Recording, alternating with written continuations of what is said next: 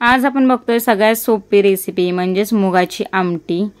त्यासाठी ह्या ठिकाणी गॅसवरती कढई गरम करून घेतली। त्यामध्ये 2 चमचे तेल घालायचं आहे। तेल छानपैकी गरम झाले की अर्धा चमचा आपल्याला जिरे घालून घ्यायचे। जिऱ्याची छान अशी फोडणी बसली की त्यामध्ये बारीक चिरून घेतलेला टोमॅटो आहे। टोमॅटो छान असा सॉफ्ट होईपर्यंत भाजून घ्यायचा आहे।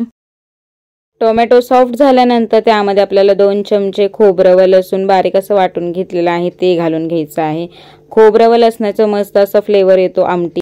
फ्रेश असं खोबरं व लसूणची पेस्ट जर तुम्ही वापरली तर आमटी तुमची चवीला मस्तच लागते। खोबरं व लसणाचा कच्चेपणा दूर झाल्यानंतर त्यामध्ये आपलं घरगुती काळं तिखट घालायचं आहे। 1 चमचा घरगुती काळं तिखट मी वापरते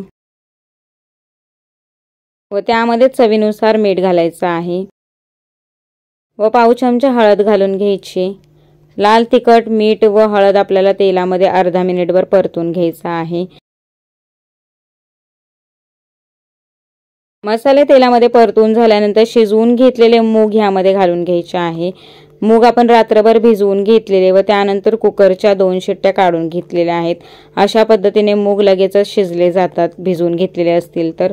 छान अशी मुगाची आमटी लागते, चवीला तर लागतेच, भाताबरोबर तर अप्रतिमच लागते। शिजवून घेतलेले मूग घातल्यानंतर गरजेनुसार त्यामध्ये पाणी घालायचं आहे। जास्त पाणी वापरायचं नाही कारण आपण मूग ऑलरेडी शिजवून घेतलेले आहे, त्यामुळे जास्त पाण्याची आवश्यकता लागत नाही। एक उकळी मस्त अशी काढून घेतल्यानंतर 8 ते 10 मिनिटं हे कालवण किंवा ही आमटी आपल्याला शिजवून घ्यायची आहे, म्हणजेच आटवून घ्यायची। उकळी काढून घेतल्यानंतर गॅसची फ्लेम लो करायची आहे व 10 मिनिटांनंतर तुम्ही पाहू शकता मस्त अशी मुगाची आमटी आपली बनवून तयार झालेली आहे। अशाच पद्धतीने आमच्या सातारा भागामध्ये तयार केली जाते। तुमच्याकडे कशी रेसिपी तयार केली जाते हे सांगा। पुन्हा भेटूया अशाच छानशा रेसिपी बरोबर। धन्यवाद।